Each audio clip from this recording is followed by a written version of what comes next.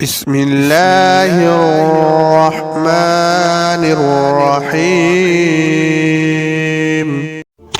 ایک مرتبہ میں رے یعنی ایران کے دارالخلافہ موجودہ نام تہران کے قاضی موسیٰ بن اسحاق رحمۃ اللہ علیہ کے محفل میں تھا۔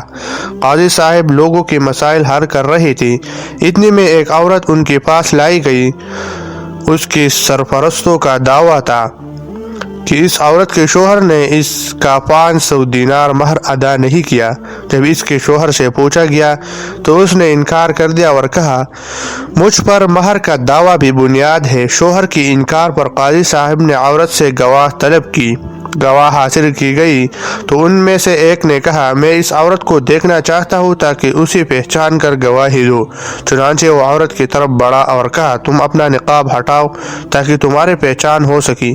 یہ دیکھ کر اس کے شوہر نے کہا، یہ شخص میرے زوجہ کے پاس کیوں آیا ہے؟ وکیل نے کہا، یہ گواہ تم تاکہ پہچان ہو جائے۔ یہ سن کر غیرت مند شوہر پکار اٹھا، اس شخص کو روک دو، میں قاضی صاحب کے سامنے اقرار کرتا ہوں کہ جو دعویٰ میرے زوجہ نے مجھ پر کیا ہے وہ مجھ پر لازم ہے۔ میں 500 دینار ادا کرنے کو تیار ہوں۔ خدارا میرے زوجہ کا چہرہ کسی غیر مرد پر ظاہر نہ کیا جائے۔ چنانچہ گواہ کو روک دیا گیا۔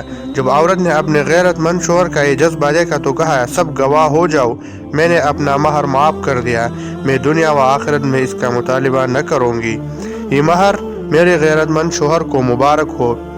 محفل میں موجود تمام لوگ میاں بیوی کے اس فیصلے پر عش عش کر اٹھے۔